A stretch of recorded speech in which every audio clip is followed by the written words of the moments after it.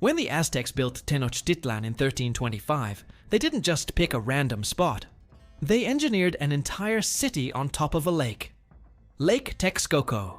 Canals, floating gardens, causeways. A metropolis that rivaled anything in Europe at the time. It was brilliant. It was ambitious. And 700 years later, that decision is catching up with 22 million people. Because Mexico City, the massive, sprawling megacity built on top of that ancient lakebed, is sinking. And not slowly, not gradually. We're talking up to 50 centimeters a year. That's 20 inches every single year. And here's the part that should genuinely unsettle you. According to researchers at the National Autonomous University of Mexico, this process is almost entirely irreversible. The ground beneath one of the largest cities in the Western Hemisphere is collapsing, and there's no way to put it back. Let me show you what that looks like on the ground. Walk through Mexico City's historic Zocalo district today, and you'll see it with your own eyes. Roads that are uneven and buckling, sidewalks that slope and twist, buildings leaning at angles that don't look safe.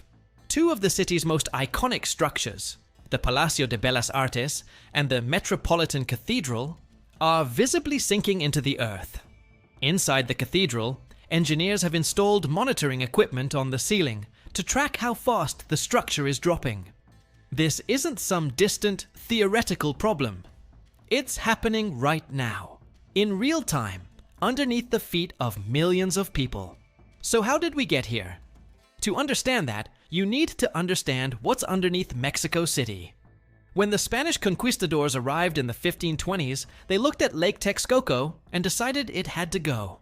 Over the next few centuries, they systematically drained the lake, building canals, dikes, and eventually, by 1900, a 40-kilometer canal that emptied the valley entirely.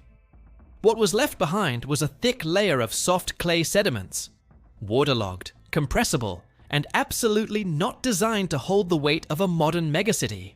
Think of it like a sponge, a wet, ancient sponge. And for the last century, Mexico City has been squeezing that sponge dry. Here's the engine driving this whole crisis: groundwater extraction. About 70% of Mexico City's drinking water comes from underground aquifers.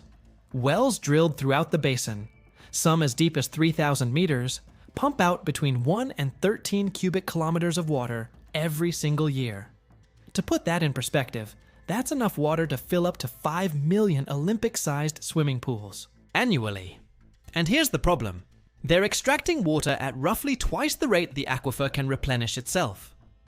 Jorge Alberto Arriaga, the coordinator of the water network at the National Autonomous University of Mexico, put it bluntly.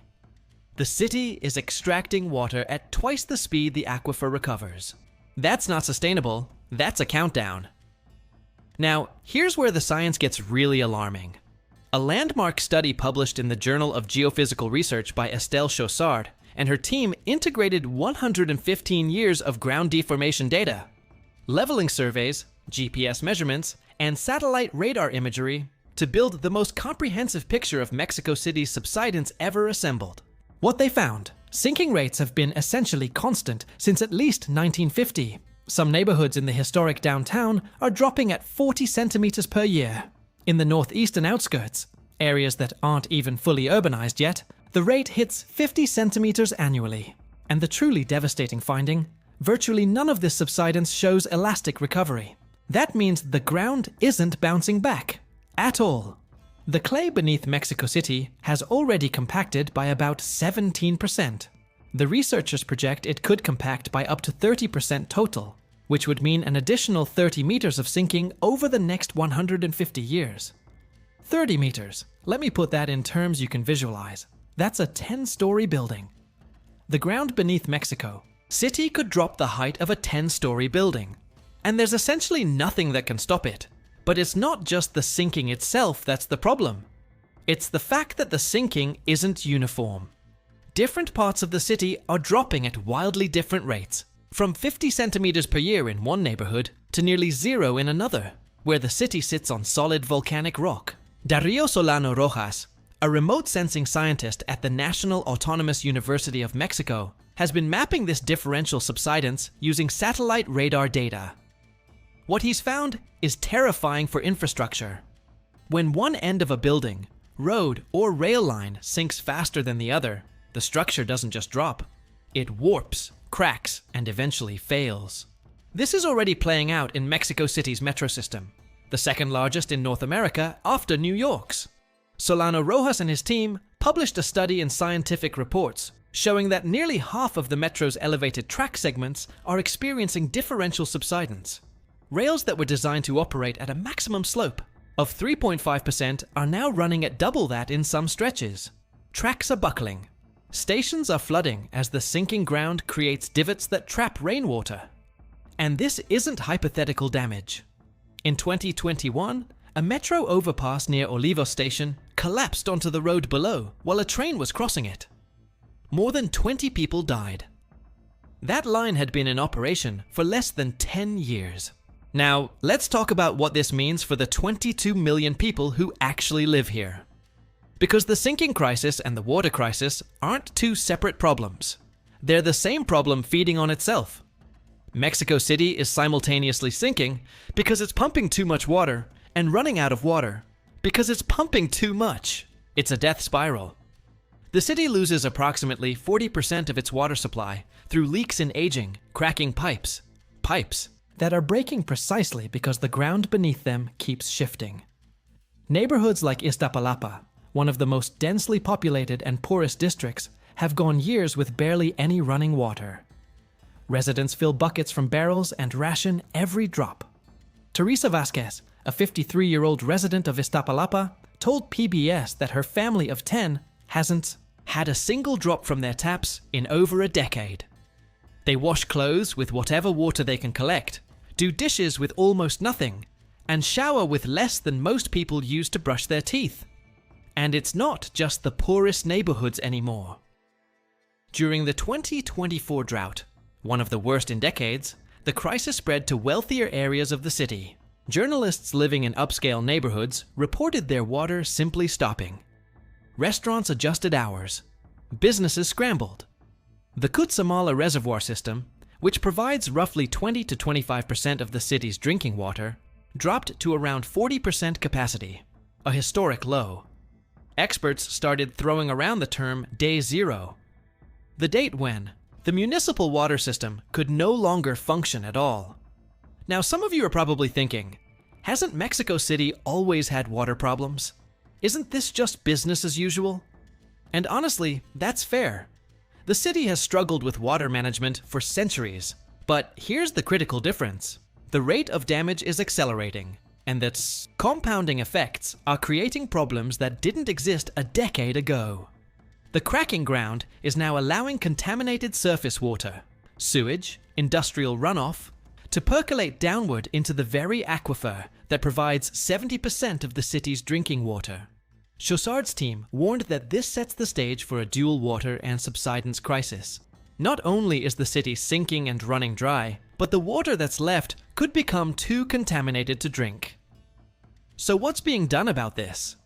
Well, there are several efforts underway, but every one of them faces the same brutal constraint: time, money, and the sheer scale of the problem. First, there's infrastructure modernization, repairing and replacing the city's aging pipe network to stop that 40% water loss. It sounds straightforward, but in a city where people commute for hours and construction would gridlock traffic for years, progress is painfully slow. Second, there's the push for decentralized water solutions, rainwater harvesting systems, green infrastructure like permeable streets and rain gardens, and local water treatment. Organizations like Isla Urbana have been championing these approaches, and they're gaining traction. Mexico City actually receives more annual rainfall than London. The problem isn't a lack of rain, it's the inability to capture and use it. Third, policy reform. Experts like Tamara Luengo, an environmental consultant in Mexico City, argue that this is fundamentally a management crisis, not a scarcity crisis. Water recycling, aquifer recharge programs, and smarter allocation could make a massive difference. But public opinion, political will, and funding remain obstacles.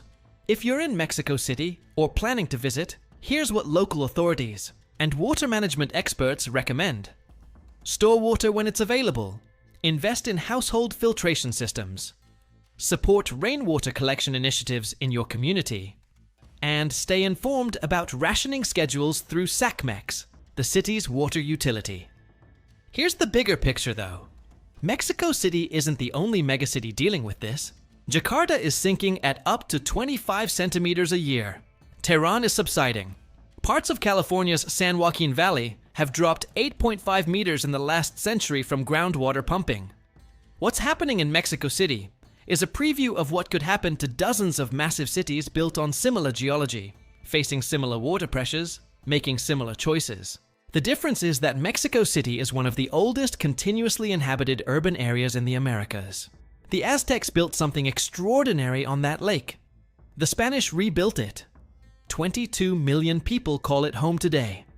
And the ground it stands on is slowly, irreversibly, compressing beneath their feet. Understanding how this crisis unfolds, and whether the engineering, the policy, and the political will can keep pace with the geology, isn't just about one city. It's about how the 21st century manages the collision between ancient landscapes and modern demand. I'll be tracking this story as it develops. In the next video, I'm breaking down another megacity facing a geological reckoning that most people haven't heard about yet. If this kind of deep analysis is what you're here for, subscribe so you don't miss it. And if you're in Mexico City experiencing this firsthand, I want to hear from you. Drop a comment and tell us what you're seeing on the ground. Your perspective matters more than any satellite image. I'll see you in the next one.